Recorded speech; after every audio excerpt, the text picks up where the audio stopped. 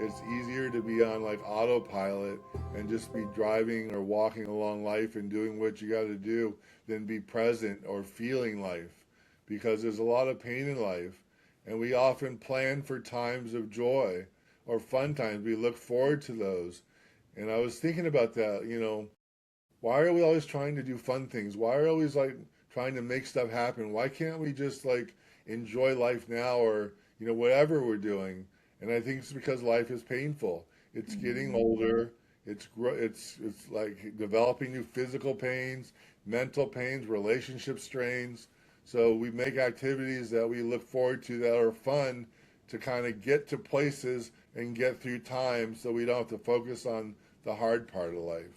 Mm, yeah. And yet, we're probably never going to feel better than we are now. We'll never be younger than we are now, right? Like there's that something, I don't know why that happens to me or occurs to me a lot of times where I'm like, one day I will look back on this moment and wish I had been there and wish I had been really present. And it was right after we had to put our dog Polly down. She was 16 and her dementia had progressed to the point where she was really suffering.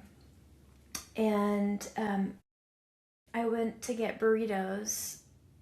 Scott and Mallory were here, and I went to get burritos, and I was driving back, and it felt like one of those things people describe as a thin place.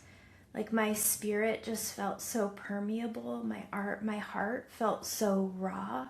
And I pulled over to the side of the road, and I had this overwhelming sensation that almost like me from the future was saying to me from the present, be here. You'll have wanted to be here. So really be here, And I recorded a voice memo because it was so fresh. And it was like there was this something outside of time that was telling me it's not always going to be like this. Yeah. You could lose everything tomorrow. I mean, we've lost everything before. And so it's like there's this awareness of like, but even still, I fall asleep to that, right? And I'm complaining about being too hot. I saw a friend on Saturday, and he said, "You want to hear the good news?" And I said, "Yeah, I do want to hear the good news." So he told me in 2 months his wife is having a baby. So I thought about it over the last couple of days, and I sent him a text. You ought to be thankful for maybe these last 2 months instead of, you don't know how you'll look back on these last 2 months once you have your daughter and realize how special these 2 months were in preparing for having your daughter. Like in other words, don't rush. Let it like be in this. Yeah. It's like every time something is coming up, it's so tempting just to live in the future.